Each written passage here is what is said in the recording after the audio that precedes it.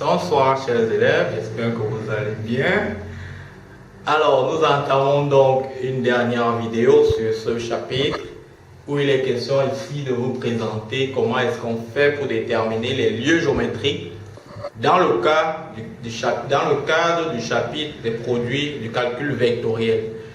Alors sans plus tarder, il y a une question spécifique dans laquelle on sera amené à vous apporter une réponse.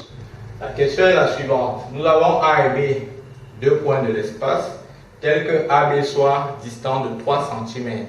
Alors il est question ici, on nous demande de déterminer l'ensemble E1 des points de M de l'espace, tel que la norme du vecteur MA vectoriel MB soit égale à 9.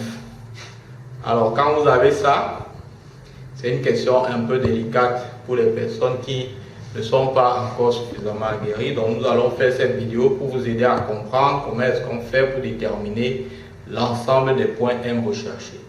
Passons dans la résolution. Avant de faire la résolution, nous allons d'abord poser le problème pour que vous compreniez ce qu'on va faire. Donc, dans le cas, on prend les déterminants E1.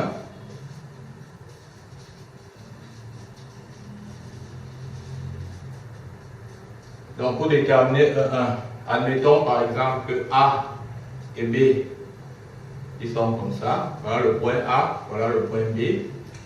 Je veux placer, voilà mon point M qui est là, qui est au hasard. Maintenant, je veux déterminer l'ensemble des points M tels que norme de MA vectoriel MB soit égale à 9. Alors, qu'est-ce qu'on fait? Première chose, voilà mon vecteur AB. Je le mets comme ça pour que vous voyez bien. Qu'est-ce que vous faites? Vous tracez la perpendiculaire ou bien la droite passant par A, passant par le point C, parce qu'il faut bien qu'on comprenne pourquoi on passe par A. On parle de MA. C'était MB, on allait dire la droite passant par B. Donc vous tracez la droite qui va passer par le point A, qui sera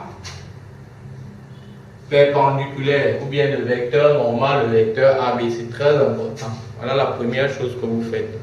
Quand vous l'avez tracé, ensuite, vous cherchez, parce que voilà le vecteur, pas le vecteur MA, le voilà. Voilà mon vecteur MA. Donc vous allez chercher le projeté orthogonal du point M sur la droite que vous avez tracé. Vous appelez ici ce projeté le point H.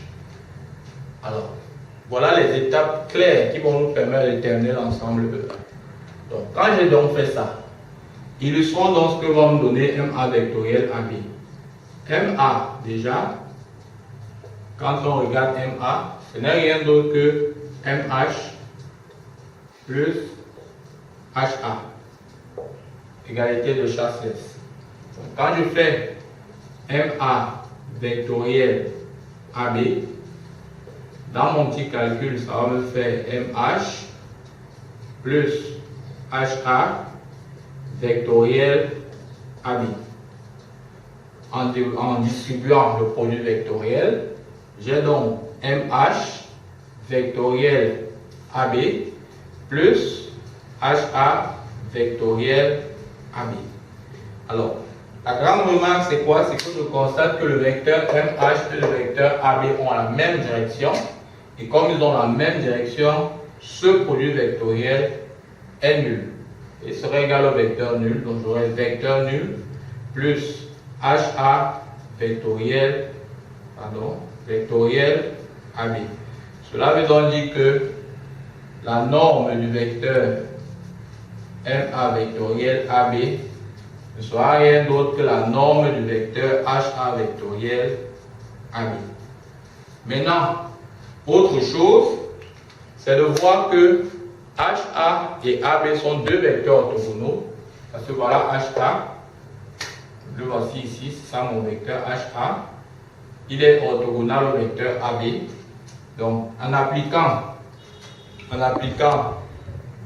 la formule de la norme du produit vectoriel, ça va faire distance AH fois distance AB fois le sinus de l'angle, la valeur celui du sinus de l'angle qui est entre HH et AB. Or, le sinus de l'angle qui est entre HA et AB, c'est le sinus de pi sur 2 qui va donner 1. Cela va me donner HA fois AB. Voilà ce que ça va me donner. Et quand j'ai donc ça, Je reviens donc. Norme de MA vectoriel AB égale à 9 devient distance AH fois distance AB égale à 9. C'est-à-dire distance AH sera égale à 9 sur la distance AB qui est égale à 3, c'est-à-dire c'est égal à 3. Vous voyez, distance AH égale à 3. Voilà ce qu'on a. Donc, on revient sur notre schéma pour bien comprendre. Je constate donc que si je me fais balader, parce que si je prends un point M ici, son projecteur orthogonal sera H. Si je prends un point M ici, ici, partout là, le projecteur orthogonal sera H. Si je prends un point M toujours partout là, le projecteur orthogonal sera H. Et la distance ici, c'est 3 cm. Donc, on voit donc que E1 ne sera rien d'autre que la droite. C'est la droite qui sera de vecteur directeur, le vecteur AB, passant par H, tel que la distance AH soit égale à 3 unités. Aussi simple. Maintenant, comme j'ai pris mon point ici, je pourrais le prendre également là et faire la même chose, le même schéma. Cela dit, E1, donc s'il faut regrouper l'ensemble des points M, ce sera dans la réunion des droites D1 et D2 que je peux nommer comme ça, qui soit le vecteur directeur, le vecteur AB, et passant par H tel que la distance. Donc, passant par H1, je peux mettre H1, là, H2, tel que la distance AH1 égale à la distance AH2 égale à 3 unités. Donc, E1, c'est bien ça, la réunion des droites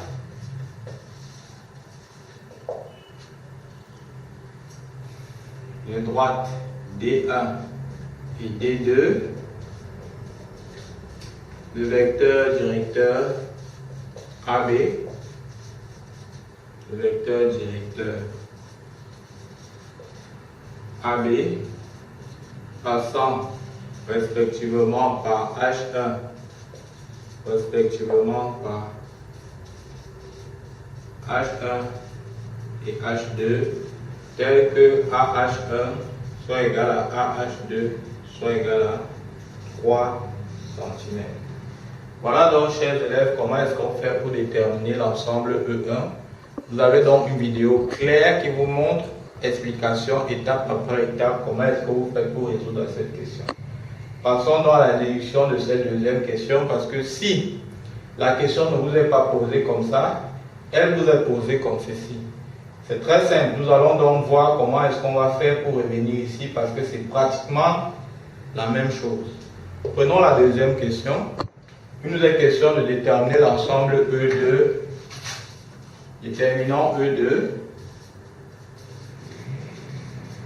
Alors, ce qui caractérise E2, c'est que norme de MA vectoriel MB est égal à 12.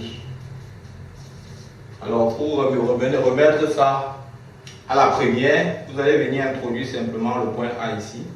Vous aurez norme de MA vectoriel MB sera rien d'autre que norme de MA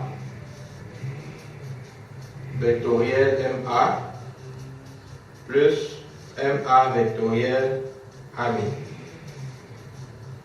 Or, ceci étant égal au vecteur nul, ça va donner norme de MA vectoriel AB égale à 12.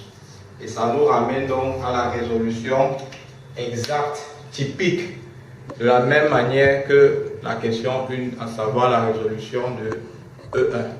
Donc voilà, chers élèves, ainsi démontrer comment est-ce qu'on fait pour déterminer l'ensemble des points M tels que qui vérifient ce genre de relation.